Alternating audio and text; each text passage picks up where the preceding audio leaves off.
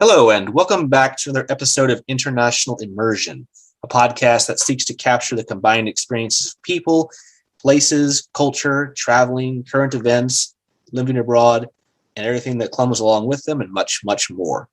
For today's episode, I have a very special guest, someone who has, in their lifetime up to now, accomplished a lot and had a very diverse and interesting perspective and host of experiences. And so for today's episode, I am interviewing Mr. Michael Doud, and he is both an explorer of both inner and outer worlds in the course of his life. And never did he think, as a 6-year-old boy standing on the sand in Redondo Beach, California, has stated that he would travel the world. He's explored Tibet, Europe, India, North America, Nepal, China, and other Asian countries, discovering how people, culture, and belief structures of these countries are both different and the same as his own. Along the way, he's also found that his travel was only an appetizer to life-changing and meaningful inner explorations. He learned that more fascinating and more profound adventure was learning about his mind, actions, and responded to work, relationships, killing, love, addiction, homelessness, parenting, and depression. From a cultural explosion brought forth by his protests and love-ins in the 1960s to sitting in silence for 90 days in an old English convent in 1998. One of his books, Falling into Freedom, is his journey to discover his 5 principles for personal freedom. And these principles have helped him see things as they are and how he wanted them to be. So, Michael, it's very good to have you on today. And, I just got your book, and just from your experiences and talking to you up to this point, it's great to have you on it. And I will say, what a life you've had thus far.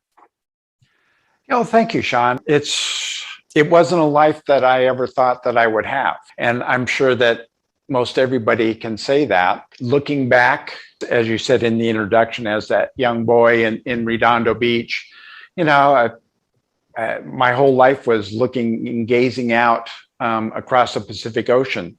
We grew up, the first house was 2 blocks from the beach, and then we moved about 4 blocks from the beach. Eventually, we moved inland a little bit more and moved down south to Costa Mesa and Newport Beach and Huntington Beach. And I spent my whole time just near the water, and in my home now in Sausalito, I look out and what I see is San Francisco Bay. So it's very flat. It's very welcoming. It can be very violent. It can be a lot of things. And so traveling inwardly, allowing myself to begin to explore who I was, I also discovered that I had to travel outwardly.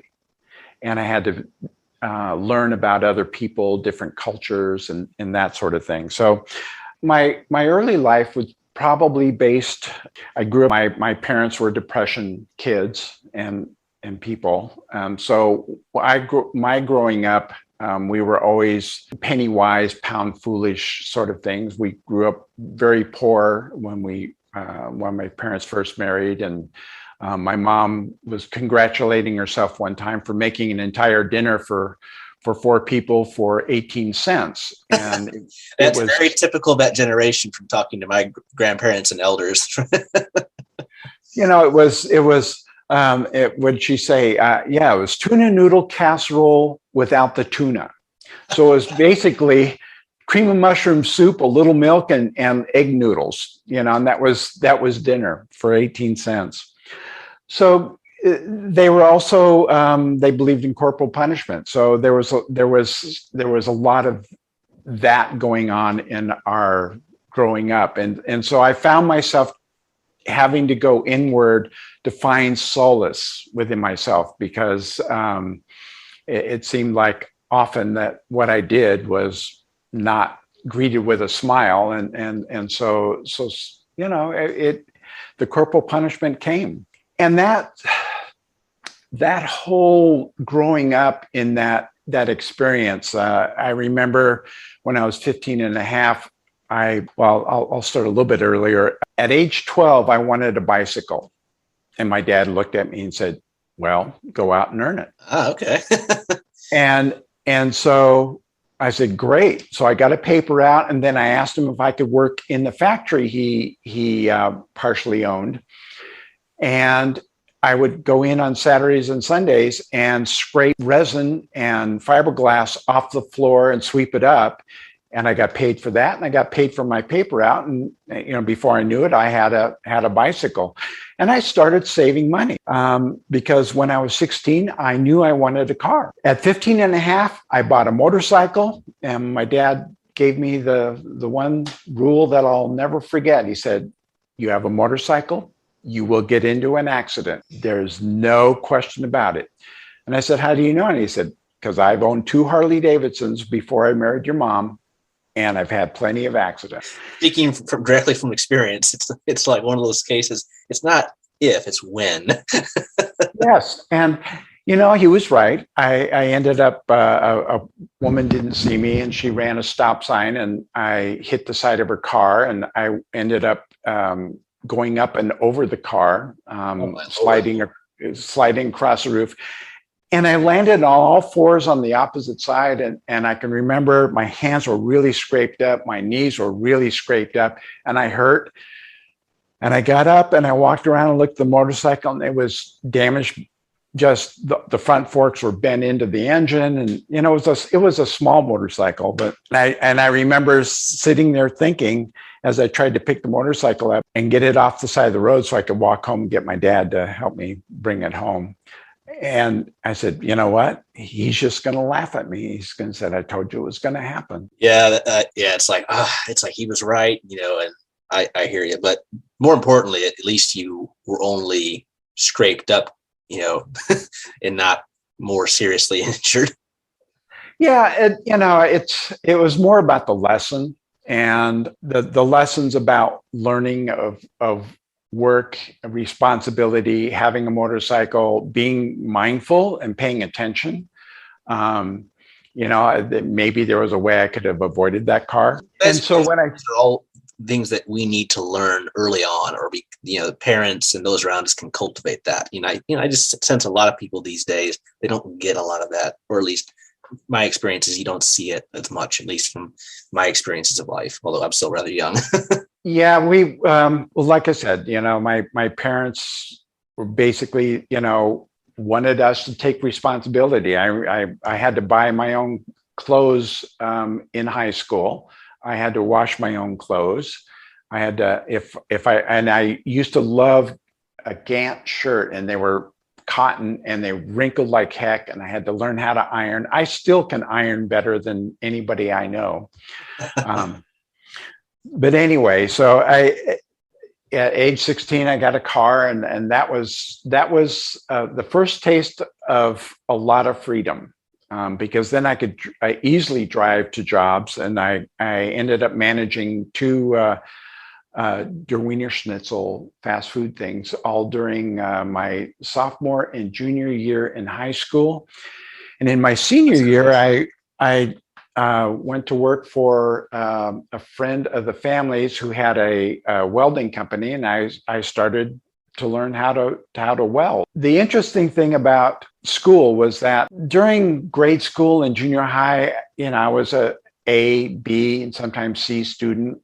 In high school, I immediately started getting F's and D's, and it was a real disappointment. And of course, it caused a lot more friction in the family. That sort of thing. So going to school, I went to school from 8:30 in the morning till 11:15 in my senior year. And then from 12 noon till 8 o'clock, I was a welder. And that's what I did. And when I graduated from high school, and I was in the group of people that everybody went alphabetical, and then they had the small group of people that they didn't know were going to graduate. And if they did graduate, they would call them up. And I was in that group. And, basically, I couldn't go to school. I basically failed out of high school and just barely got through. And I was welding. And I remember the realization, and it was early July, under this realization that this was my life, and that if I didn't change it, this was going to be my life. And I hated the heat in Santa Ana. It got very hot in the summer. And I was in a welding helmet and sweat was dripping onto the lens. And I'm laying a bead down. And I thought, oh my God, this is my life. This is it. And I said, I've got to change this. And so one day after work, I drove down to the Army Recruiting Center and said, I'm signing up to go in the Army. Of course, Vietnam was going on at that time. And I really wasn't concerned about that so much. When I got home, I announced that I had done this. My parents freaked out. They were worried of that, I would go to Vietnam and I would die and all that sort of stuff. And all I knew is that I needed to change. And that's kind of one of the themes that you may have heard so far. And that's always driven my life, is that I get to a point where I have to make a change. And that's what the book Falling into Freedom is about as well. And I think that speaks to something bigger. Is that at some point, you realize you have to take the initiative and is my life, am I going to be content doing this all my life, or do I need to make a change? And in this case, you're a young adult, you made this change. I'm going to join the Army because it gave you a change in something different. Yeah, and I think everybody goes through this in their own way. And I can only share my story around it. I realized as soon as I got to Fort Ord, though, that I had probably made the wrong decision. And I actually the second or third day, I asked the drill sergeant if I could get out of the Army, if it was possible. And from then on, I was told that I would be trouble and they would be on my case until the very end. I said, "Oh no, I'm sorry. That must have been given with that bit of information, basic training must have been a bit of a hassle, if not a bit of a nightmare of what it sounds like then." Well, these people are yelling at you and telling you what to do. And I had been a little bit more used to more personal freedom and me choosing what I wanted to do. But the way they treated people was with not a lot of dignity.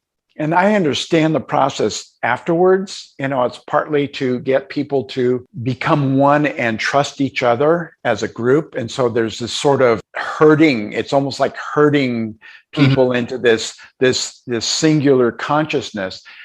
And of course, my third day there, third day there, I didn't understand that at all. And so, I said, "Whoa, this is not what I want to do. Can I leave? Is this possible?" And of course that didn't happen. So then joining the service was a whole new experience, and I got to meet people from all over the United States, which was one of the good things about being in the service, and learning how to trust other people. That is a consistent thing that everyone I talk to who's been to the military, they will reciprocate on these things. Yep. So then I went to, and so after basic training, I was approached by a lieutenant and my drill instructor and said, you score really high on these tests. We'd like to send you to officers candidate school. And I said, no, thanks. I don't want to do that. And I think part of the fear was that it heard all these stories about second lieutenants going to OCS and going to Vietnam and getting whacked right away. And so that didn't seem like a very good thing to do. So I ended up in Oklahoma at Fort Sill for my advanced individual training was in artillery. Okay. And then there I was again approached, but this time to join, to become an NCO, a non-commissioned officer's school. It was shorter than I could make a little bit more money. And I was always thinking about, a sergeant makes more money. So, and it was close. Not like the officer you don't want to be, but a little bit above. So you thought a good middle ground, you thought. Yeah, and so to be an E5 sergeant, and I would end up going to Vietnam as a platoon sergeant for a artillery group. And so I went through that schooling and ended up going to Vietnam. And it was just landing in Vietnam was just a surreal experience, because we're on this, I think it was a 707, and it was the military hires their leases these planes or hired them, and they had flight attendants on it, and we're all sitting there, and as we get closer, the anxiousness, you can feel the anxiousness on the plane. And all of a sudden, one of the flight attendants looks out of the window and says, "Oh, they're welcoming you with flashes."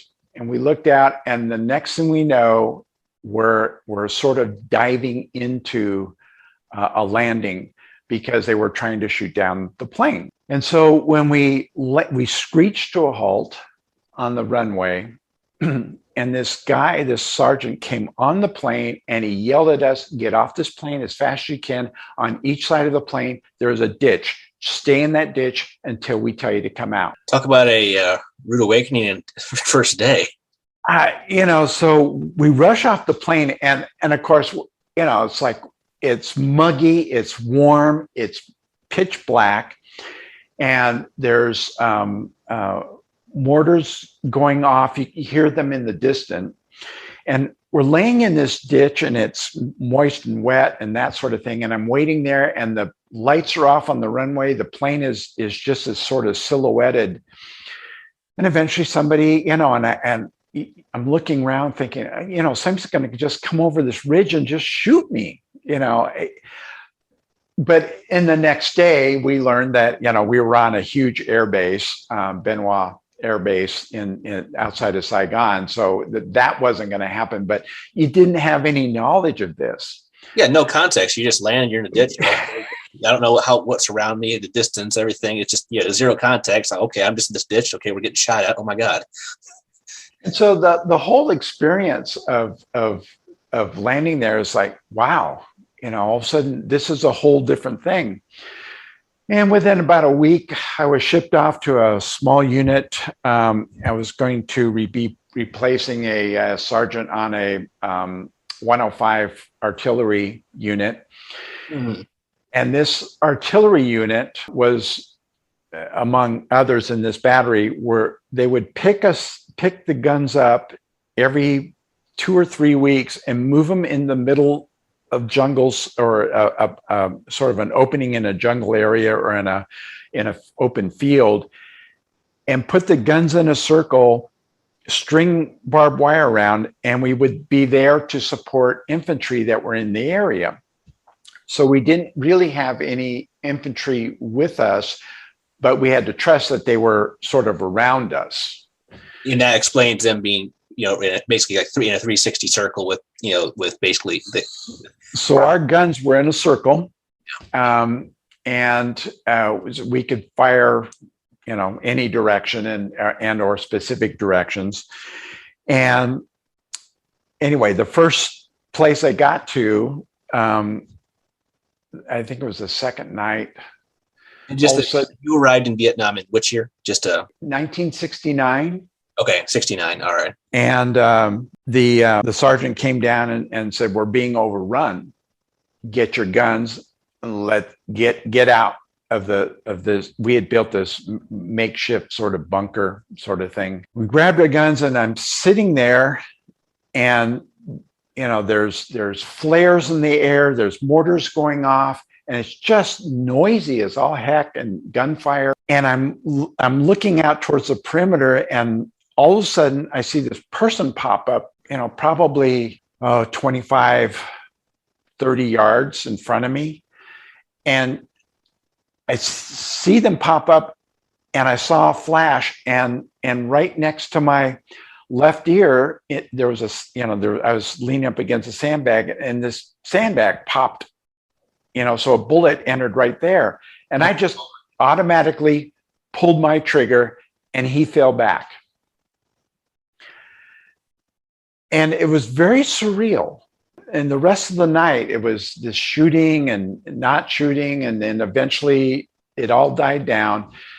And watching this thing called Puff, which was a C-1. Oh yes, Puff the Magic Dragon. I think a C-130 when they load it with, I think, either artillery or machine guns. They loaded with Gatling guns, and so it was 6,000 rounds a minute, and it was just a stream of red, and it would just go and going back and forth and just wiping out areas, where they thought the enemy was, and dropping flares that would hang in the night for 15, 20 minutes. And finally all that was gone and it was dark. And then the light came, and of course, you didn't sleep the rest of the night. And in that point in time in the war, it was important for the US government to make like they were doing well against the enemy. So we had to go out and do body counts, because every day in the paper they would say, today 256 enemy Vietnamese Viet Cong were killed, and only 3 Americans, or only 10 Americans, or only, and so there was always this thing that you would hear on the news. All of a sudden the next morning I'm out there doing body counts, and we're counting bodies, and those body counts would go to headquarters, and eventually they would consolidate it and be sent to the United States. And that was the news. But I remember doing this body count, and I walked over to where I think I had shot that first person. And there he was. He was just laying there and dead. And this overwhelmingness of sadness and took over me, because, he could have been a father. He was definitely a son. Maybe an uncle, maybe a brother. And the feeling that came up for me at that moment was innocence, that I had lost my innocence as a human being because I had taken somebody else's life. And it was incredibly overpowering. And it stays with me today. I would never pick up a gun again for any reason. It's just there's no, I can't even fathom, and there's no words to describe that. I just cannot even imagine being there and having to rationalize, something like that. Yeah, it hits and strikes people differently, and I'm not putting a moral judgment on others that reacted differently to it. I met people that liked the action of going out and shooting the enemy. You meet all kinds in the service. All I knew is that for me at that moment, I had lost my innocence as a human being, and I never knew how I would ever be able to forgive myself for it. As you mentioned, this was very, very soon after you arrived. Yeah, it was the second day after I'd been in. You do this indoctrination for like about 5 to 7 days, and then I got shipped out, and so that was the second day I was out in the field. And then the day after, the third day, I had heard that a friend of mine that had gone through basic training with and advanced individual training with in Fort Sill, Oklahoma, had been killed in another skirmish. And so it's sort of all hit home. And so I spent the rest of the next 6 months moving from place to place every 2 or 3 weeks, and doing these missions where we would shoot our artillery sometimes all night long. And I remember once we were out near Cu Chi, where the underground tunnels were that they've talked about. And I think we probably, thousands and thousands and thousands of rounds of our artillery just from my unit alone over a 2 to 3 week period, just trying to break up those tunnels and to do something about it. And I'll talk about this a little bit later in the conversation about going back to Vietnam 30 years later, which was an amazing experience. But that whole, that 6 months was, at that point in time, I became more robotic, and I ended up not caring because caring hurt inside. I've heard this from a lot of people who've been in war zones. I think it's just kind of you have to, for your own sanity and your own, just to function, you have to like block things out. So I've heard of this from other veterans as well. So then all of a sudden they announced the Big Red One, and I was with the 1st Army Division, which was the Big Red One, was going home, quote unquote. And for most of us, that meant we were going to be transferred somewhere else in Vietnam. Some people would get to go home if they had like a couple months left in the service. And so the person I worked for, the CO I worked for at that point in time, in charge of our gun unit, came to me and said, well, here's the deal. You're going to be transferred to the 101st Airborne, which is up near Hue. And where I was down near the Mekong Delta and Cu Chi and near around, in that area. And this was up north. Because Hue was the old imperial capital. So this is getting closer right. At the time. Yes. And so he said, if you extend your time until you have 5 months left in the service, extend your time over here, you get to go home for a short leave. You come back, you do your time, and then you get out 5 months early out of the Army. And at that point in time, I hated the Army more than I hated being in Vietnam. I kind of sort of had this feeling that I probably wasn't going to die there. So I chose that option. And so I went home after 6 months, and I went and visited a friend of mine who I went to high school with, and she had a baby.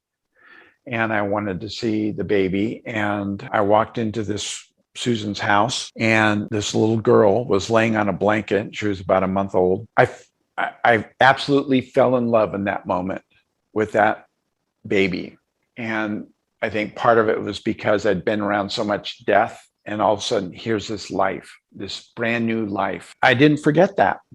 So I ended up going back to Vietnam, and I spent my time in Hue, and I was responsible for clearing airstrikes and huge artillery strikes and any strikes by the Navy that was sitting offshore with their I think 16 millimeter cannons. The big naval guns. Yeah. Those things can shoot 20 plus miles, and Yeah. So my job was to clear these things. And so I worked in the Citadel in a bunker with the 1st ARVN Division, and we had huge maps on these walls. And every day we had to track where all the U.S. troops were, where all the South Vietnamese Army was, where all the villages were, where we thought suspected Viet Cong activity was. And then, the Air Force would come in and say, okay, we want to bomb this section of the country. And can you approve it? And so my job was to work with my Vietnamese counterparts and figure out yes or no. And so that's what I did. It was sheltered in that we were deep down in this deep bunker in the middle of the Citadel. We had a phone that went to the Pentagon. We had a red phone. I called it the submarine phone because if you get on it, it sounded like you were talking on a submarine, but it was sort of a garbled sort of thing. But it was the way it was confidential.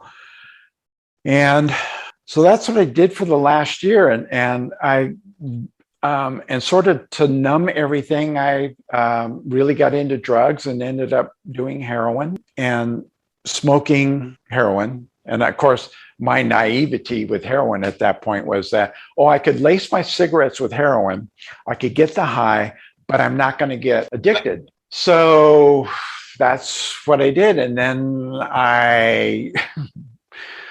as I was winding down my tour, I realized that I was addicted. And so I had to, and that was an experience of, for lack of better words, it was just sort of a moment of realization that I had to do something. And so I cold turkeyed out of it. Impressive. That's amazing to say the least, especially on something that addictive. Yeah. Although at times I think cigarettes was harder. Oh, I, that's a lot. I That's had saying a I lot. had smoked I had smoked since I was age 12. And I didn't quit smoking until I was 35, 36 years old. But it was one of the, it going through withdrawal was difficult. I had friends help me. The person that cleaned my hooch, what we call the hooch maid, she kept bringing me water, kept bringing me rags to wipe myself down with. I made it through, and part of it was because my cousin had OD'd on heroin and died, and he had gotten hooked when he was in the service as well. Oh, I'm so sorry to hear that. It brought a lot of shame to my mom's brother, and I didn't want to bring that to my family. I'm pretty driven when stuff like that happens, and it was 3 weeks of hell, and I came back clean, although I dropped acid on the plane ride coming home. Of course, when I landed, because I had gotten early out, I was processed through the Army and out of the service within 6 hours of landing. Wow, wow, that's very fast. Yeah, well, that was the deal, and so when I got I got a flight, so I processed out of Fort Lewis, Washington, and I ended up going to the airport. I'm making a really long story, and I need to cut it off here, but I'm high on LSD, right? And I'd seen my first 747, and I was overwhelmed. So I started counting the windows in the 747. I mean, that's a typical acid trip sort of thing, right? Anyway, so that coming back from the service, it was difficult. Especially when you went through, and specifically, that last year where literally you were just calling in basically carpet bombing and strikes and all that. I mean, and that had to be very, at the time, you were kind of insulated, but especially thinking about after the fact, what all that really meant and what that really did. Yeah, we'd go on helicopter every once in a while and look at what we've done. But I can understand how pilots and pilots a lot of pilots will tell you that did those bombing runs, that although it was way down there, they knew what they were doing, and it's not an easy thing. Thousands of lives. By my saying yes, thousands of people lost their lives, and that's something that I chose this path, I chose this life. I'm here. I chose the job, and I have to live with it. And I learned how in different ways, and maybe I'll get into more of that in a minute. But coming back from Vietnam, my best friend who was over there at the same time, we'd grown. We had met in grade school and went through junior high and high school together. He and I just decided, we can't deal with this. So we went and traveled Europe for 2.5 months after we got out, because just being home was really difficult. So we did a sort of a trip around Europe and with our backpacks and camping out, and it was a lot of fun.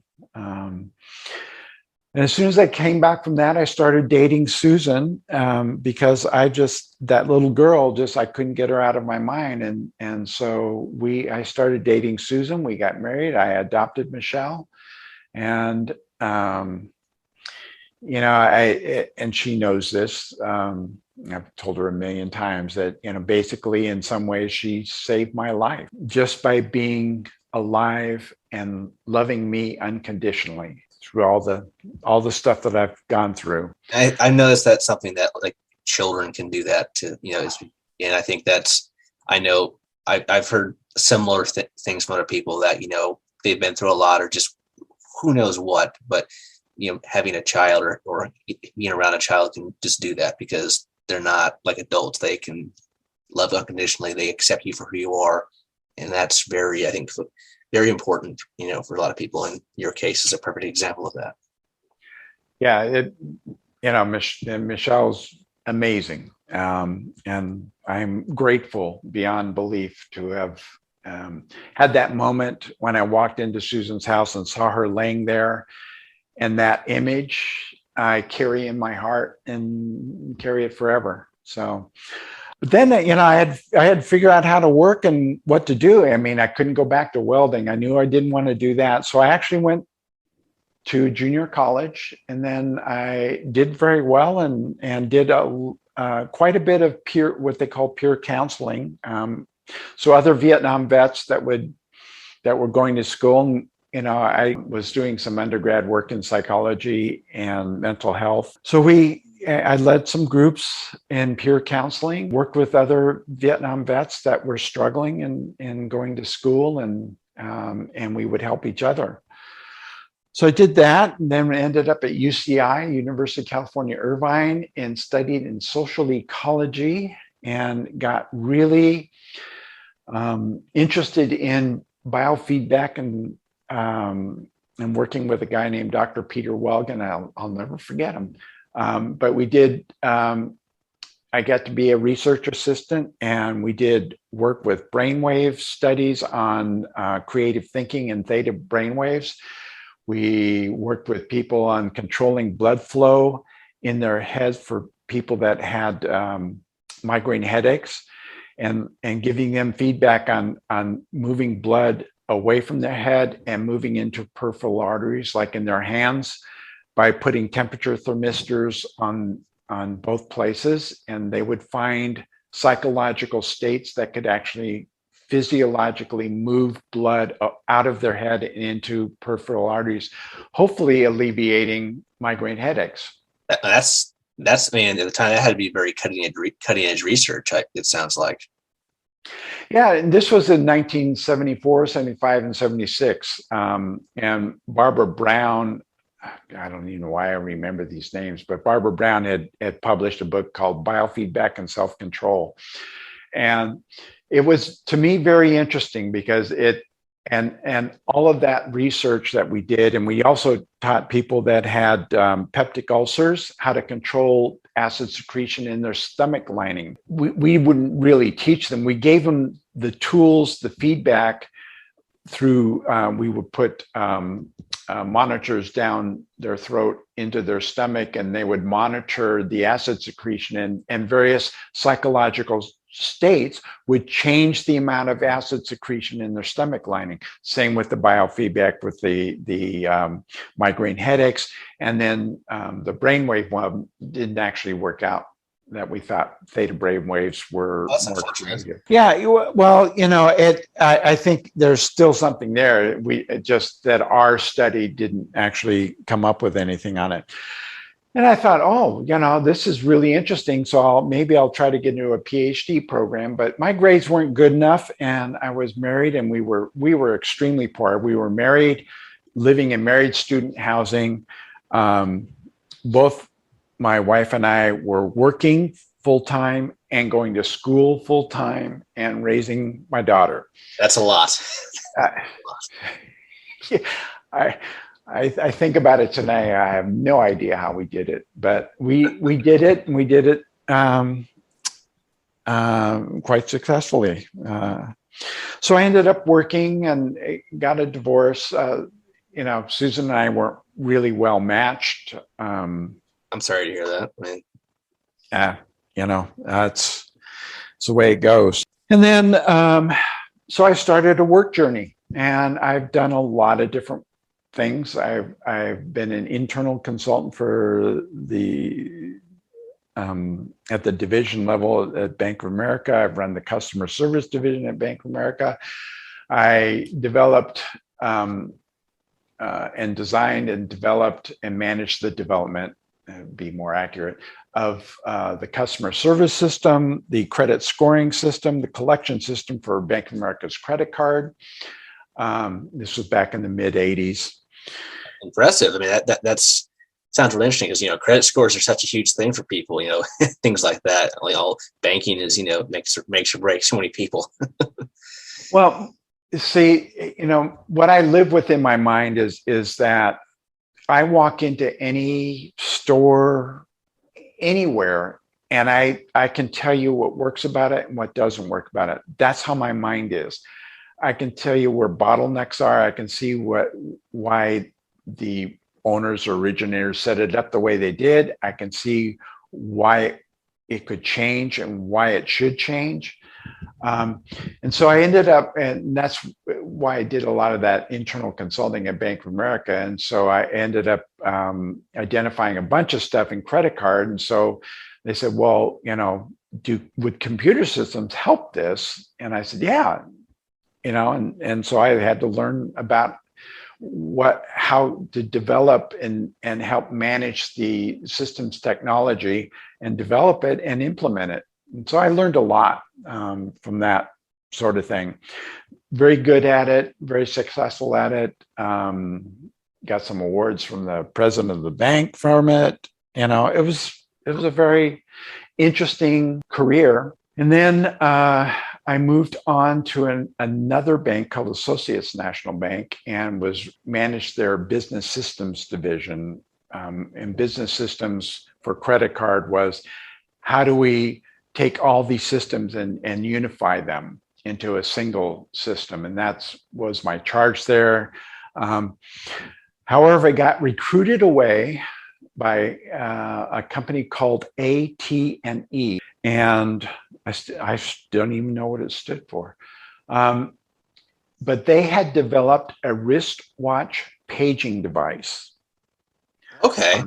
And Seiko provided the watch, and it had an LED top, and instead of a pager like people wear on their belts back then, and this is in 88 and 89, they had come up with a wristwatch paging device, and the signals were carried on subchannels on radio stations. So we would work with radio stations to carry messages on their network below the broadcast range. And we learned how to create, so you could have stock quotes, paging. There was a couple other things you could do with it. This was very cutting edge. Yeah, because at that time, from that period of time, that sounds like, very up, a lot of these things were starting to come in. Computers were developing, as you mentioned, kind of centralizing, developing more capacity and, abilities at that time. And, I had stock options, and, I was the director of MIS, Management Information Systems for them. And they brought in some high-powered marketing people from Sprint, and they took basically all our money and spent it on some commercials. Oh, that doesn't sound good. And it we didn't get enough response from it, and we had only really opened it up in Seattle.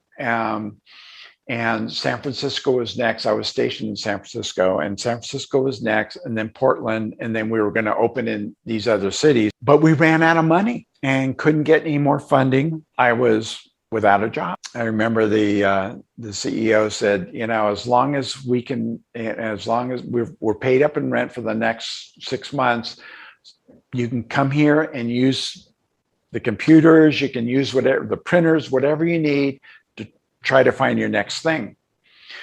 So I was going to the office every day trying to generate interviews, and I'd get some interviews and just wasn't landing. And I finally just one day just said, you know what, I'm going to go camping. And that's what started the book. So this was 1989. That's what you mean, where your book also starts. Yes, and that's where the book starts. Falling into Freedom is the name of the book, and that's where it starts. And it was the focus of it, of the beginning of the book, was coming to grips again with myself. Because what I had done through these, working at Bank of America and Associates National Bank and AT&E, I had 2 cars. I lived in a townhome in Pleasant Hill that had 4 different levels in it. It was 3 bedrooms, a 2-car garage with 2 cars in it. And I was thinking of buying a truck. For what reason, I have no idea. But it was about having stuff. and trying to feel success through having stuff. I could feel this thing gnawing at me and gnawing at me and gnawing at me. So I went on this camping trip and I came to this realization that I was extremely unhappy, that I had based my life on things and success and working hard. When my daughter would come visit me, I rarely saw her because I was always working. I'd work Saturdays, Sundays.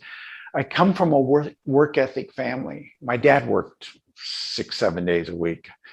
Again, it was like being under the welding hood where it's saying, this is my life. My life was just always working. And so I went on this camping trip. And as the cover of the book sort of illustrates, I stood on the edge of a cliff and I said, you either be willing to change everything in your life, be willing to change everything in your life, or step off this cliff because it isn't worth it. And I probably stood there for 2 hours, maybe more, going through this debate in my head and crying and yelling at the world and everything else. The ocean that I had grown up with was drawing me into it.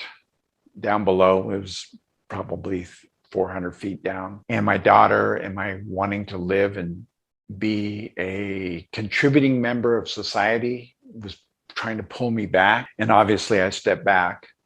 Yeah, but that sounds like that was a really rough mental battle in a way, kind of determining that. For me, sometimes it takes going out to the edge. It's like flunking out of high school and looking down in the welding helmet and watching that sweat come from my nose and land right on the little window that I was looking through, running a bead, going, this is it. It was the realization that I got a telephone call from a guy that I had been smoking, heroin with, and both of us believing we weren't hooked. And he told me I had to drive across Vietnam in the middle of night to bring him some heroin. And I said, "Why, you're not hooked, are you?" He said, "I think I am." Oh, no. And so I had to step back. I tried the next day without smoking, that gnawing. And I go, oh, I'm hooked as well. So it's these moments, seeing Michelle laying down on that blanket in that living room. There's these moments that we all have in our life where we sort of take stock. And for different people have different ways of dealing with it, or how, and some get it early. Me, I kind of have to go to the edge. And so this was, everyone's different. And, and I think at the end of the day, sometimes that's what's needed to change or to realize something, is that either like a near-death experience or something very, very abrupt and very, blunt in a way. Right. And that's what falling into freedom is about. And so, after I spent about 3 weeks at this campground in the middle of winter, raining, storming, Big Sur, I was the only person there. And driving home, trying to saying, okay, what am I going to do? What am I going to do? And I kept saying to myself, you'll know it when you get there. And I remember driving into the driveway of my townhome and opening the garage. And the first thing I said to myself, I'm selling this place. And the next day I called a realtor and I basically sold it almost at a loss and got rid of one of the cars, the small one, gave away most of my furniture, put some of I had a bunch of paintings. My mom was an abstract expressionist. And so I had purchased and was given numerous paintings. So I put those in storage. I put some clothes in storage. And I remember sitting in that car and backing out and closing the garage door opener and walking and putting that in the mailbox to whoever was going to take the house next, and driving away and said, now, okay. Setting off on, setting off on a new journey in a way, new journey. I wasn't going to look for a job. So I had rented a small studio-like apartment in Larkspur, and down the hill from that was a coffee store, bookstore called A Clean, Well-Lighted Place for Books. And I'd go in there and read the newspaper and read books and drink espressos and kind of think about what I was going to do next. And I saw this ad for becoming a motivational speaker.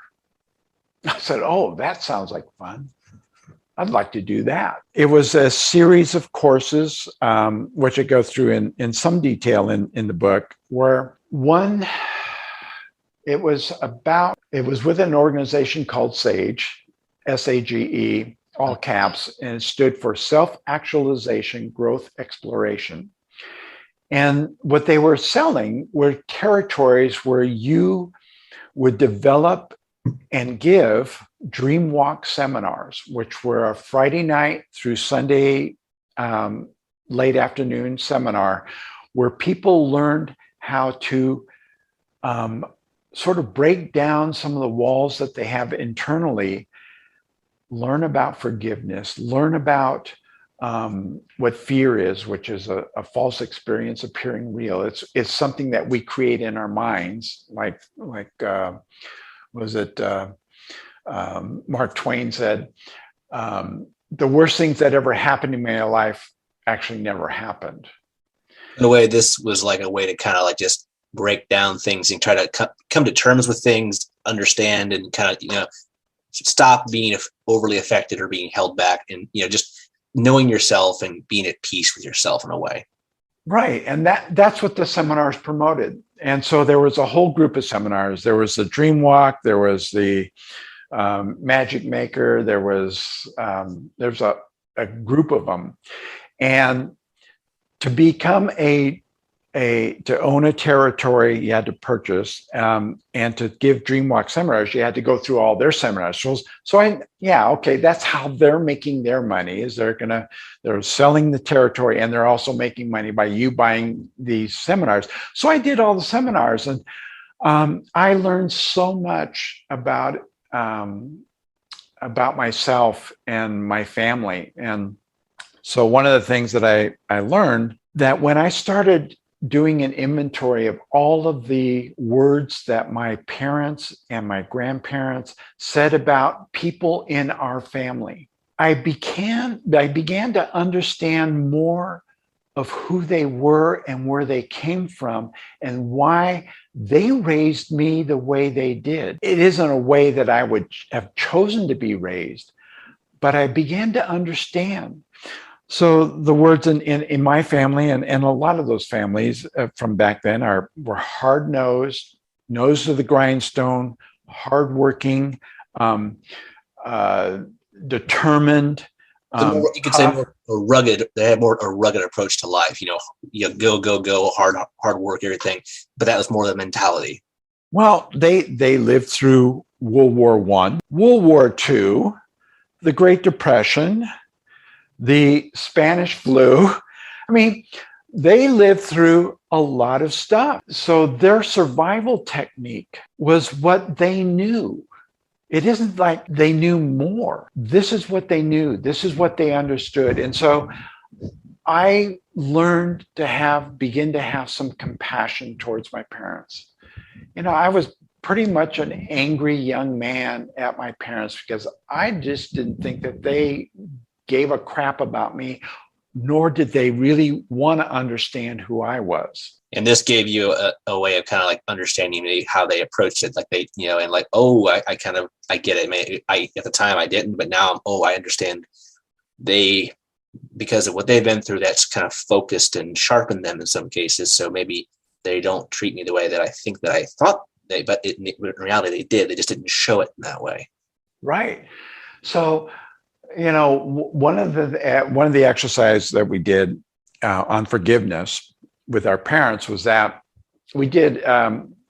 So all of the men were lined up in a circle, and all the women were on would feed into the circle. And as a woman came by, the men would hold their hands upward, and the women would place their hands downward and just touching palms. And the men would say to the woman, "I forgive you, Mom. I forgive you, Mom. I forgive you, Mom." What's interesting about it is that every woman, none of them were your mom, but you could, when you were saying that, you could see aspects of them that were part of your mom. And it was so difficult to do that with each one of those women because I just really had a lot of angst around that.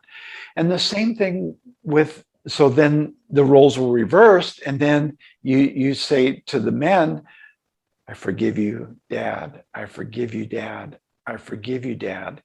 And you're looking this person in the eye, and all of a sudden these things, these emotions and feelings are coming out of you because you're seeing aspects of your parents in all these different people's eyes. And so I learned two things about it. One is that I had a lot of forgiveness work to do with my parents, and we're all one because when you're seeing aspects of somebody else that you recognize from somebody different, and you're recognizing that aspect of who they are and how they relate to you, it opens up that picture. So these are the types of exercises that you would go through in a 2.5 day workshop. One of the workshops was a week long, and I explained some of that in the book. But just that one alone, and I had decided for a number of reasons not to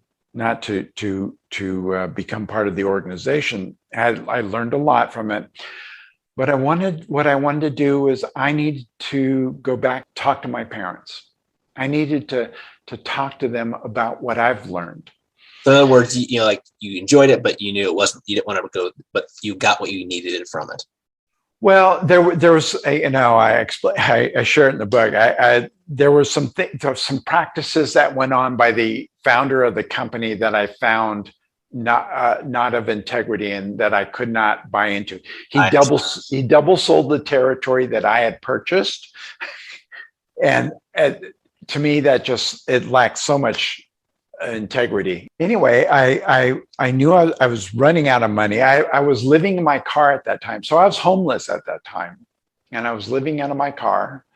And before I go out and look for work, I'm going to go down and I'm going to ask. I called my parents. I said, "Can I come stay with you for a couple of months? What I want to do is I want to share some of the things that I've been learning." And so I went and I talked with them, and I shared about what I had learned about myself and how I had began to open up to see more of who they were. And I invited them to share with me who they were. And I said, and the reverse is true. If you want to know more about me, you're welcome to ask. Although they didn't take me much up on the ladder. I learned from my mom that when she turned 16, her father came to her and said, "Okay, you're 16 now. You can work in the mills with the rest of the family." And she was pulled out of school. He said, "Girls don't need to go to school." She was pulled out of school and thrown in doing mill work. My mom's side of the family were mill workers in Massachusetts, outside of Massachusetts, in a place called Whitingsville and Massachusetts, Northbridge, Massachusetts. So they worked on looms and worked in the woolen mills. And I thought, God, how would I feel if you had come to me and said, "Oh, I'm sorry, you don't get to do this, you have to do that," because they needed the money. But my mom, she really resented that. She really wanted to go to school. And so I learned more about why she ran away from her life there and ended up through a set of circumstances becoming a flight attendant for Trans World Airlines, and ended up living in Redondo Beach with 7 other girls who were flight attendants. And that's where she met my dad, who was a sort of a hellion on a motorcycle. And she said she wouldn't date him unless he got rid of the motorcycle, and he did, and he got a job, and they dated and got married, of course.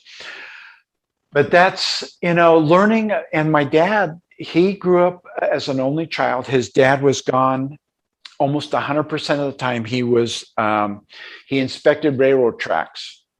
So a job that requires a lot of travel. He was on the railroad all the time. And his mom, to help make ends meet, ran a mercantile store in their small town called Mobridge, South Dakota. And so my dad basically raised himself, so as I began to understand this and embody this, and say, well, that wasn't my life, but that was theirs. I learned more about having compassion towards my parents. And that was really a big deal for me. Well, I think the old adage goes, it's like, you don't really know someone until you can walk in their shoes or, be in their place. And by doing this, you kind of, in a way, did that to, understand what they went through. And that gave you more context about your relationship with them and, how you viewed them. Right. And it allowed us to be closer. I pretty much, it was alienated from them, or alienated myself from them. And I'd show up at holidays, and that was about it. So when my dad, the effects of a heart attack he'd gotten earlier, and he had cancer, brain cancer, lung cancer.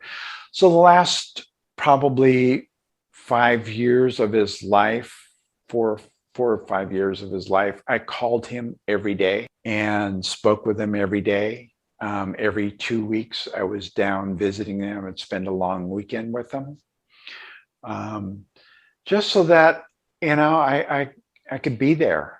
And in fact, he died in my arms, which was one of the most amazing experiences of my life, because it taught me it put a sort of a crowning point about letting go and how important it is to let go. And my being able to let go of him as he was dying in my arms allowed him to let go and die peacefully. It was an amazing, beautiful experience. I don't know if grace was sort of like a liquid thing that filled the room. And that's sort of how I felt it as he passed. Sort of the grace of his passing and my being able to be with him just sort of filled this room with sort of this. It was almost like a liquid grace. It was overwhelming, and it was just an incredible experience. I think a number of cases, very sad, but also he said liberated in a way. It's funny because I've never cried. Either one of my parents' deaths, I've never cried because we reconciled. And we were clear about who we were with each other. I became, through my meditation practice, and I've been sitting meditation now for over 50 years, but the last 35 have been daily. The ability to let go allows the love that actually exists to be more fulfilled. And so, although there's sadness that they're not there, it doesn't create tears. It's more of peace, that there was a reconciliation. So I feel really good about that. Yeah. And then because so many people, there's regret. There's why didn't I do this? There's all these, more negative emotions, but reconciling. And I think letting go is so important, because if you hold on to a lot of grudges or anger and other things, it just, in a way, it kind of just eats away at you over time. Detrimental to your health, your psychology, everything. So all during this time, after that trip and until 1989, when I sat 90 days in silence in a old sort of monastery in England, I wrote about that experience in book Falling into Freedom. And there were 5 things that create an inner awareness and freedom that allow me to walk in the world with peace. And the first one is, and we've talked quite a bit about it, is forgiveness. Mm-hmm. learning how to forgive. And forgive doesn't mean you condone somebody's behavior. It doesn't make it the behavior okay.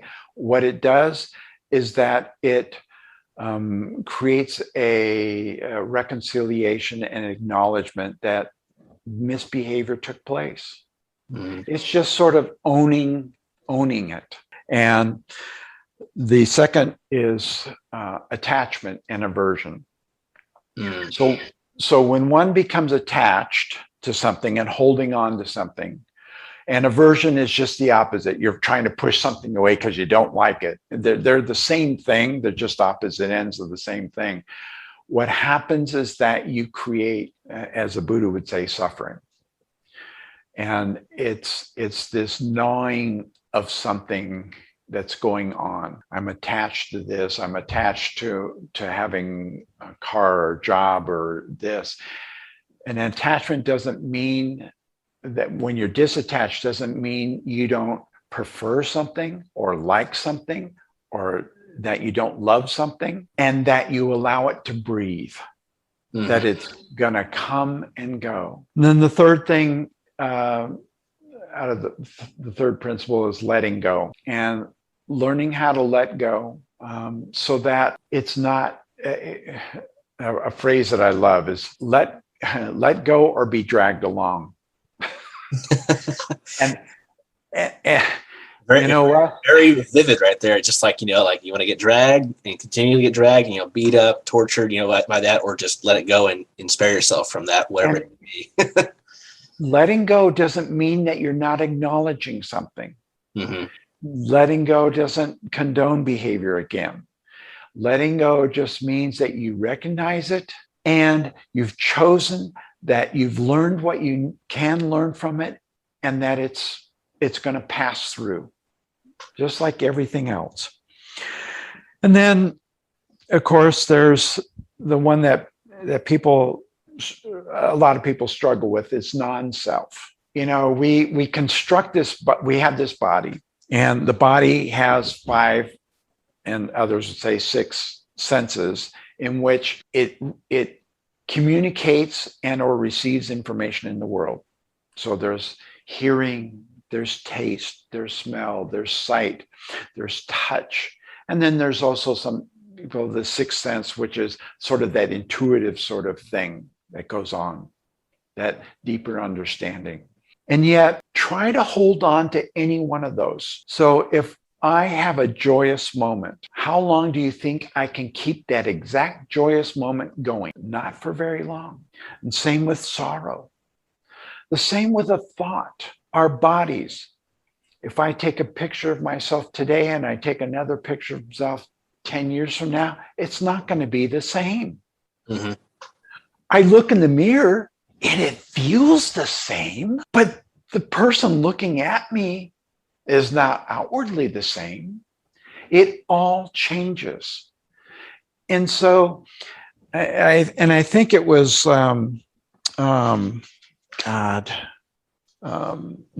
Buckminster Fuller, and I'm paraphrasing here.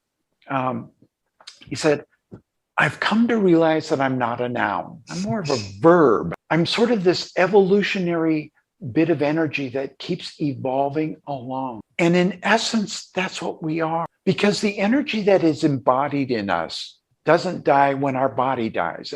And so when I talked about grace before, that's what it was. It was the body releasing that energy that was embodied in my dad's physical body and is now out in the universe. How it reconstructs and all that, I won't go into a conversation about that. We are just embodied energy. And so there is no really one self. So the concept of non-self is that it isn't that we don't have these feelings and thoughts, and we don't have touch, and we don't have this body, but that isn't all of who we are. We are much more than that. And then the last one was acceptance.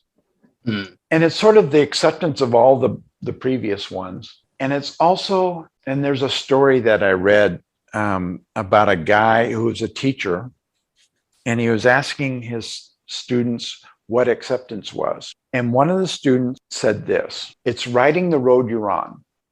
And the teacher said, "Well, what does that mean?" He said, "Well, I ride motorcycles, and there's nothing like riding a motorcycle on a perfectly curved road, 70 degrees out, no wind, sun is out, and everything is clear, and you're just riding on this beautiful road, and you're one with everything. Acceptance is when it's raining and it's windy and it's dark, it's riding the road you're on. You can't ride the motorcycle the way you did on that beautiful sunny day on a wet day, because you'll find yourself in a tree.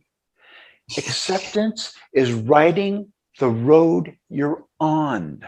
Like, yeah, you could say coming to terms with it and just, going through it and just, if it's good, great. If it's bad, get through it. Road you're on.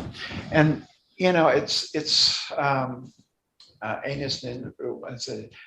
seeing things as they are, not as we are. It's coming out of yourself. Having more of a holistic approach, or kind of looking both inward and outward, like, looking out and also looking back in and kind of conceptualizing all that. And, that kind of leads into a lot of what you've done. Like, this is kind of like a kind of a bit of your spiritual path and journey that you've kind of cultivated, from, like you said, late 60s, early 70s until now. It is, and so after this experience, and I 1989, I sat for 90 days, and I talk about the experiences that I had in doing that in the book. And after that, I decided I would travel back to Asia. And this time I was going to travel to Asia. Vietnam was going to be my last stop, and I was going to do some forgiveness work there. But my travels through Asia were going to take me through India, through Nepal, through Tibet, through Thailand, end up in Vietnam, and then back home. And I was going to take about 6 months, and I was going to just take a backpack, and I was just going to go and see what happened. And it was the old backpacking journey. You just kind of starting off and just work your way through. and it was an amazing journey.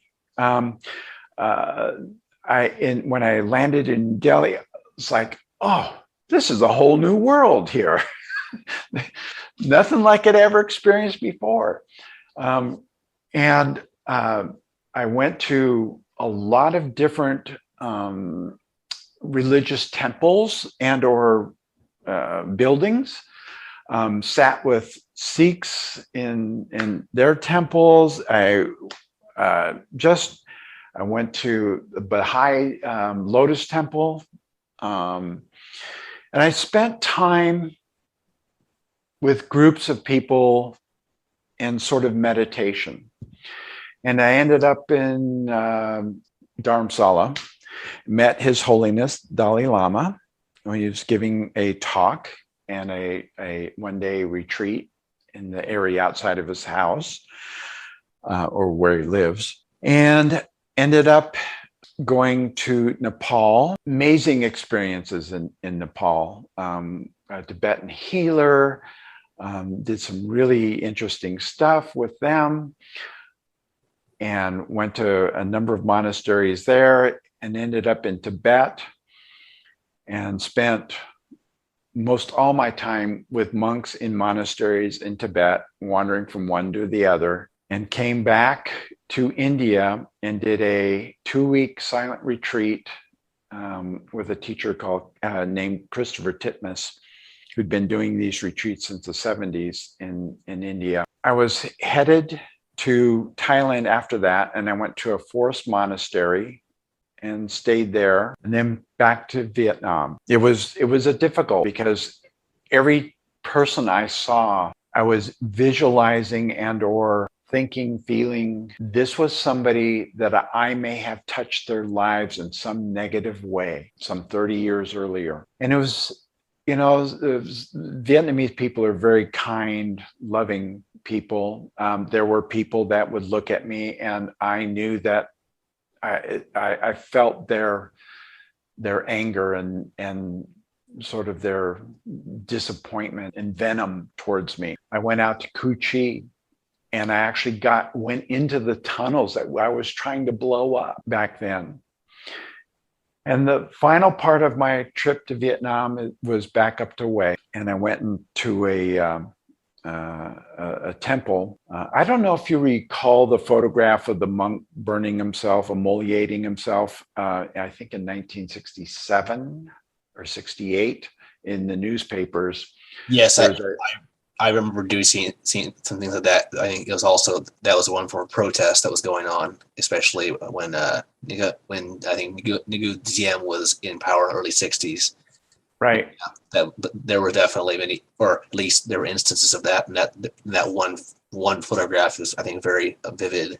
Kind of, that's what kind of captured that whole thing. So that monk came from this temple outside of Hue. And I went to that temple because my interpreter had taken me there one time when I was working up there. And outside of the temple, I'd met a family of 3 who had taken some gold Buddhas from that temple and were hiding them from the Americans and the North Vietnamese. They were really concerned for their safety. So I went to this temple, and there, those gold Buddhas were there. And so was the car that took that monk down to Saigon, where he emoliated himself. And in fact, the picture of that shows the car in the background, and that car is there in that temple. And I had rented this bicycle, and I rode back towards where I was actually stationed. And about a block and a half, 2 blocks away from there, the Hung Bung Hotel, I think it was, a little small hotel. And I checked in there, and I walked into the lobby, and there's this young girl, maybe 25, certainly not old enough to be alive during the war. And she looked at me, and I was in the middle of the lobby, and she looked at me and she said, "Welcome." I said, "Thank you." And she said, "You've been here before." And it was sort of a question statement. And I thought, oh man, this must be written all over me, right? And I could feel this feeling of welling up, coming up. And I said, yes, I was here many years ago, 30 years ago. And she looked at me, and she tilted her head, and so kindly and sweetly, she said, "We forgive you." Wow. And I fell to my knees crying. I don't know how she knew I needed that, but she did. Sorry, I'm tearing up right now. It just... Who wouldn't in that situation? I mean, it was overwhelming. And one of the rules of forgiveness is that forgiveness is generally for the forgiver. However, there are times that it also affects the forgiven. And her forgiving me after I'd seen all these Vietnamese people, and each one of them, I would look at them, and inside I would say, "I'm sorry, please forgive me." I would say this silently to myself, because I knew that I had affected so many people's lives and their families by my actions as a soldier. And this was, and her just sort of put a capstone on the whole thing. And although I still carry some of the angst around that, and it'll probably never all go away, she gave me a place to breathe around it. This young girl, maybe 24, 25 years old, who wasn't around during that time, but I'm probably, affected her family somewhere, had seen the sadness and the place where I needed to be forgiven. And for her to do that was just beyond belief. Just from what you're saying, I can't imagine in a way, like you said, how liberating that was. Like you said, it gave you a place, like kind of a safe zone within that realm of thought. And, from your experiences where, in a way, you could you could actually kind of reflect on it and have kind of an area of, it's like having that out breath. That release. Yeah. Yeah. And just like, when my it's like forgiving my parents and watching my dad have that out breath. And it's just, so forgiveness is an incredible tool.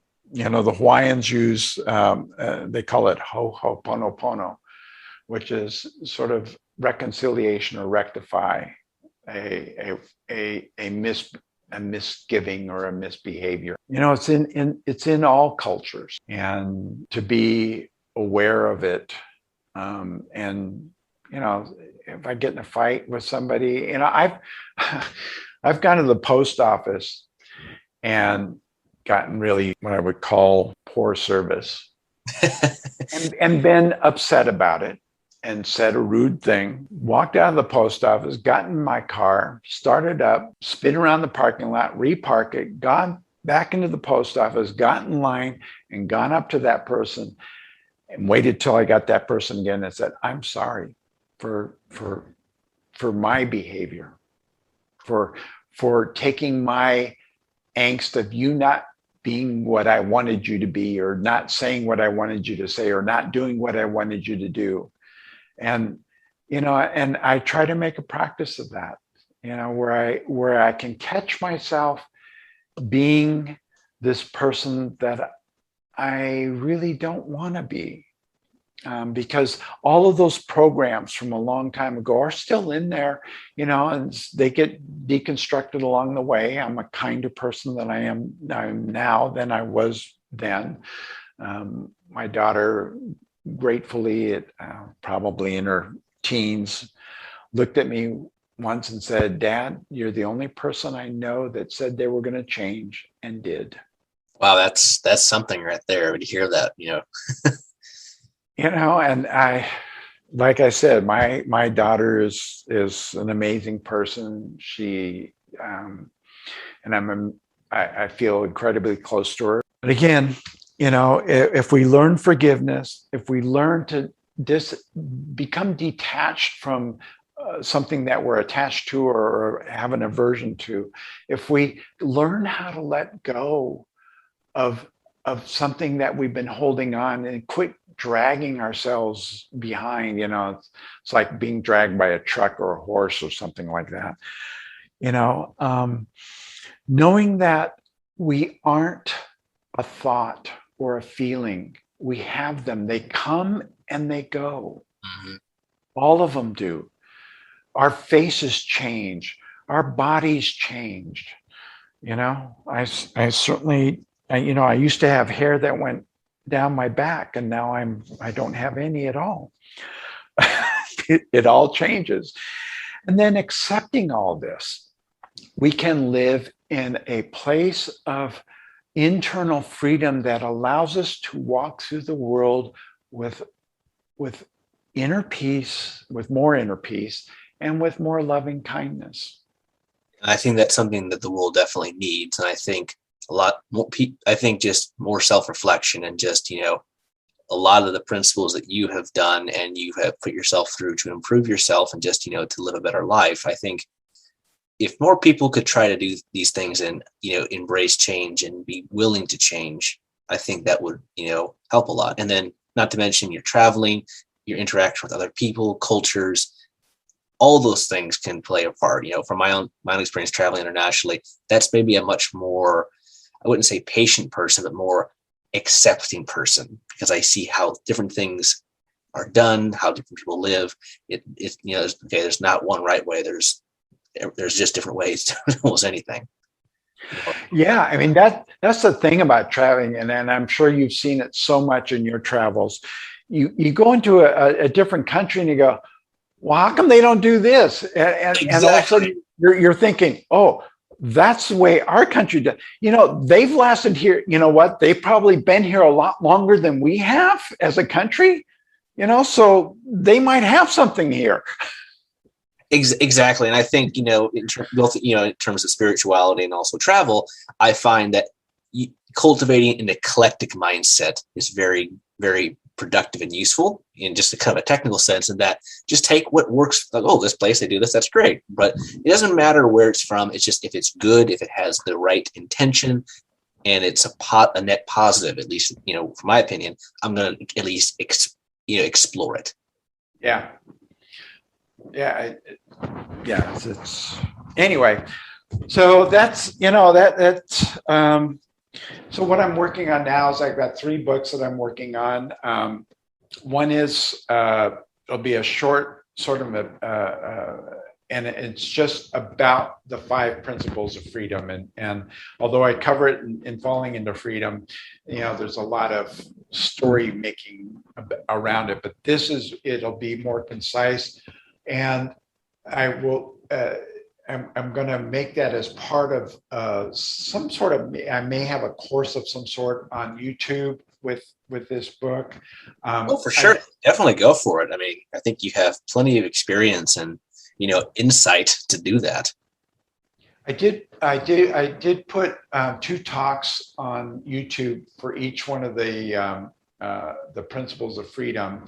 They need some work. It was just sort of an experiment to see if I could figure it out how to do it, and so I did do that, and I'm working on that. So that book, and I'm working one that sort of follows up from Falling into Freedom. It's called Long Walk Home, and that has to do more with personal integrity, where I had to undo some stuff where I could see where I wasn't really being of integrity, especially in interpersonal relationships. Then there's another one I'm sort of noodling around with, and I write a little bit every once in a while. It's just some of the travels. It's more traveling. I spent a night with a monk in a cave out near Lake Namsto in Tibet.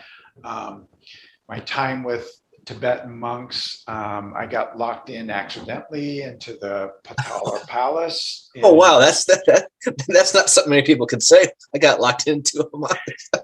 Yeah, I was wandering around and they closed it down, and they put these gates up, and I go back to go out, and these gates are locked and I can't get out, and so I started going deeper inside the bowels, for lack of better words, of the palace. And there's all these monks that live there in their robes, but you don't see them in their robes up in the public areas. They're down there, and they were in this big meditation hall chanting, and they showed me to sit down, and I chanted, meditated with them. They fed me, and then they showed me the secret back door that I could get out.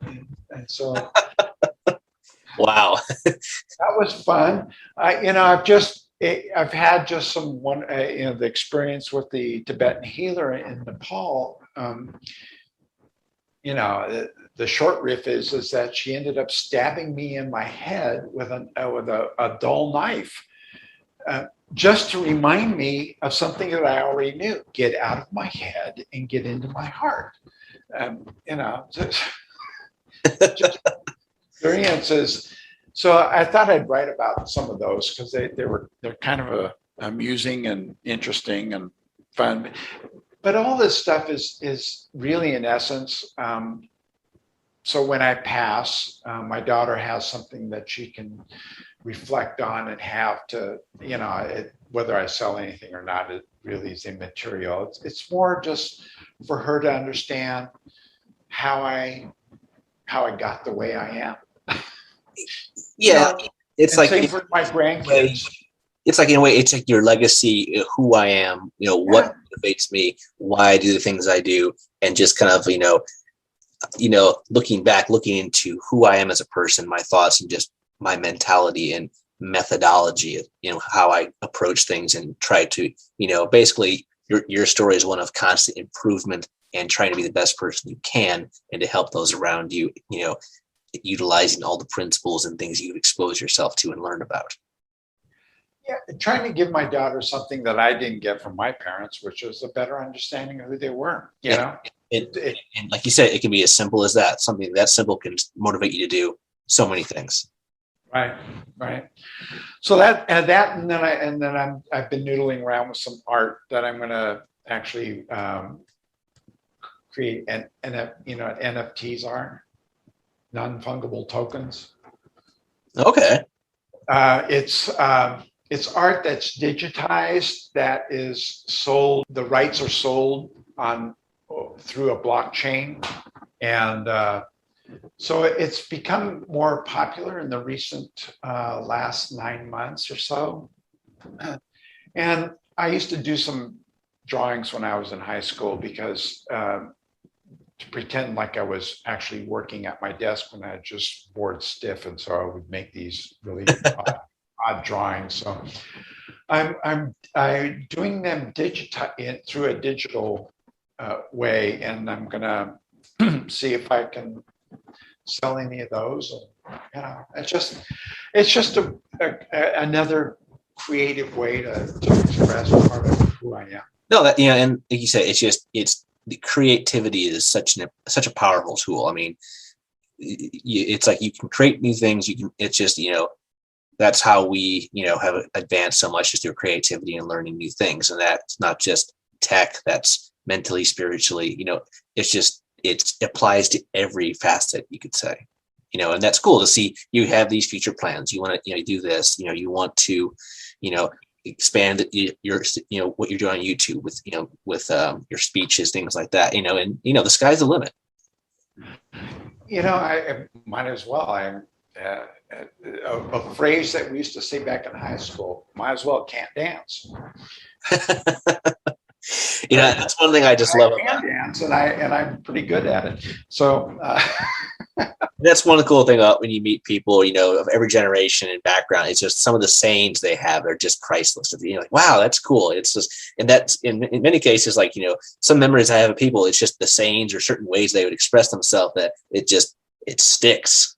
Well, I can imagine that's, the fun part of what you do is you get to interact with all these different people and their different stories. And, you get to expand your own universe by doing this. Oh, immensely. Every person I talk to from wherever they are, or whatever we're talking about on an episode, it's just one, it encourages me to do more, and also it teaches me more about myself, them, and just more about the world. And just at the end of the day, we're all one. We just may do things differently and have different perspectives on the same things, or differ, but it's no big deal. It's just, we're all people. We all strive. We all have urges, desires. We all try to, we want what's best for our family, for ourselves, for our children, if we have any, and just, to live the best life we can. At least that's my perspective.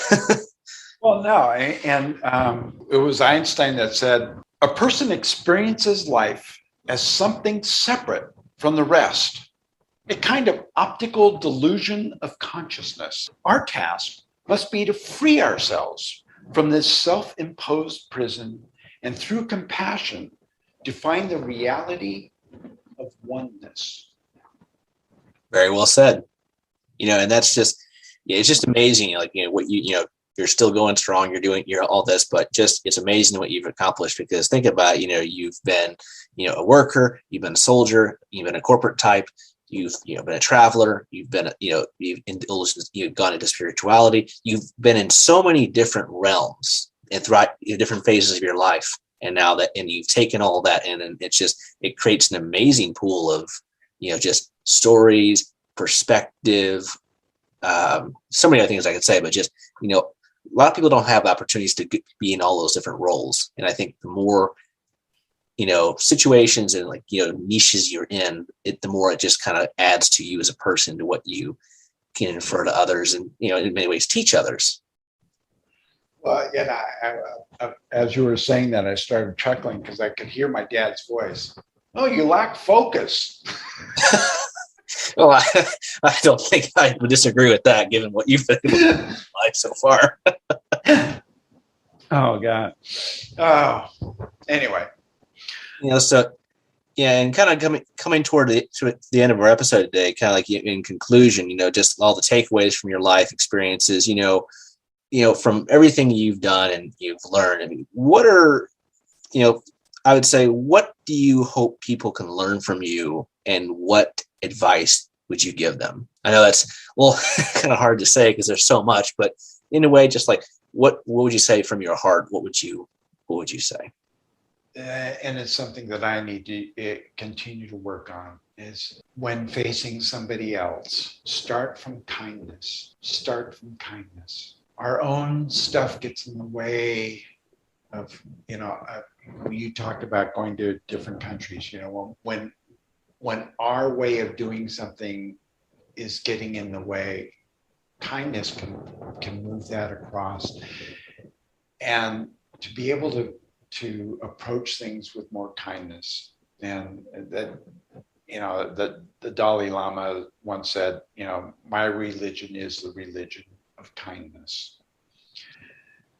And I guess that would be, because I still struggle with that from time to time. Like I said, the postal worker guy, I work on being kind. So.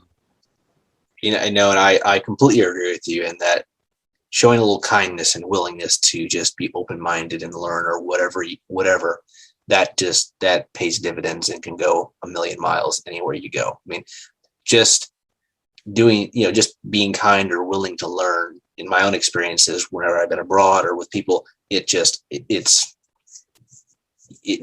works, and it opens a lot of doors that otherwise you'd never be able to open, and allows you to interact with people and learn about people in a way that if you didn't try to do that, you would never do it. And that's something that I have witnessed too, is people, they travel or do, or a whole host of things. They don't do that. And in many ways, they kind of shut themselves off. And it's very sad to see, because there's so much more they can do, but it's just, they don't do it because they can't get past that, or they just, they have their own limitations in a way stop them, which is just very sad to see.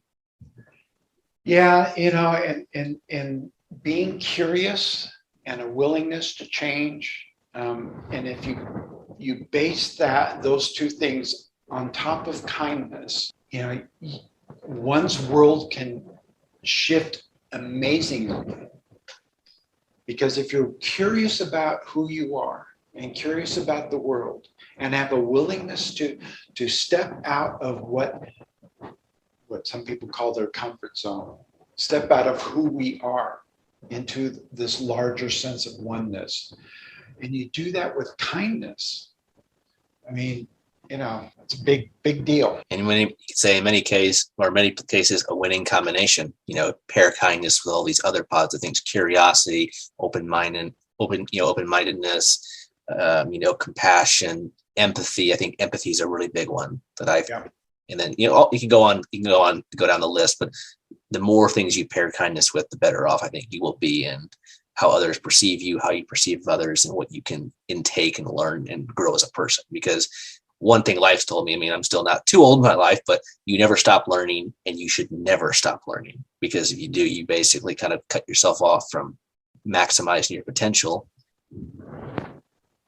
Yeah, and kindness and forgiveness, all those things start with self. Be kind to yourself. Yeah, because a lot of people, they torture themselves. They punish themselves because they don't live up to something in their own mind, or what they've been told they should do. In many cases, be willing to accept you for who you are.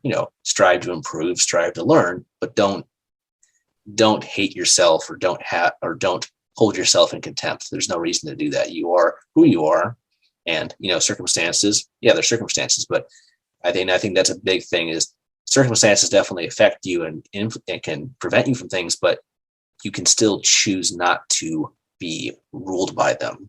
You can choose to figure out a way to, okay, this situation sucks. I've been handed a bad thing, whatever, but I can try to find a way to improve and better myself. I'm not going to let conditions, keep me down in a way. And it's difficult, because we all have our limits and what we can take from time to time, but having that is very important, and it's sad to see when people in a way kind of are caught in that cycle.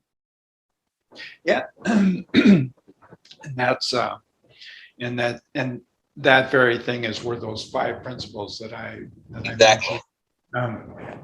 kind of create space to take that situation and move beyond it with grace. Exactly. And kind of, as you kind of listed very eloquently earlier, how each one of those can play a part in that, and can, in a way, they form a strong chord, of how you can go through it. So, I really appreciated the time, to talk with you today, Michael. It's just, your story is amazing. You've been through a lot of amazing things, very, horrific things, but at the end of the day, you've come out a very, intelligent, wise, and intelligent person. And I think a lot of your initiatives and things you do, they have a lot of benefit for people. I mean, just from talking to you for the last hour and 50 minutes, it's just, it's amazing. And I've gained a lot of insight in many cases, in many ways, from the different, points of your life that you've discussed, what you've done and everything. And, and having family who also fought in Vietnam, I can relate to that from what I was told by both my uncle and my great grandfather who was there, and just, kind of the horror, but also how you have to move on and get past, things like that. Yeah, and it's not easy. Everybody has their own path. I can't recommend you a path. I can't recommend anybody a path. I can share my path, and if aspects of what I do help somebody else, great. Because I know that sitting here in this conversation, I've learned more about myself, and I've learned about you. And I'm sort of thinking, wow, that'd be a great thing to do is do a podcast. Sorry, I have something in my throat. Oh, no worries. Yeah, and like I said, I've learned so much from doing this, and just meeting people like yourself. It just motivates me to do more of these, because the goal of international immersion is to share, educate, and bring things into context for people to create a platform of mutual learning, understanding, and education. That's the goal, and that's my motivation, and that's why I'm going to continue to do this, and more in the future. You never know. But I just think I just wanted to thank you again for the time. It's I learned a lot, gained a lot of insight. I really enjoyed this. I hope everyone who listens to this episode gets a lot out of it. But I encourage anyone listen to this to check out Mr. Doud's works, his books. I will share some of the social media and other information in this episode description that you can check out. And you can, and of course, for international immersion, we love to hear more stories like his, different perspectives. So shoot us an email at internationalimmersionpodcast@gmail.com. Check out our Facebook page of the same name, and our Instagram page of the same name, International Immersion. And we just want to keep telling more stories and providing more insight. So again, Michael, we appreciate the time today. It's been a great pleasure talking to you. And this has been another episode of International Immersion. We will see you on the next one. Keep, aspiring to achieve more and better ourselves, and learn more about this world of ours, which is just ceases to amaze in what it holds and what it has to offer anyone who's willing to learn about it.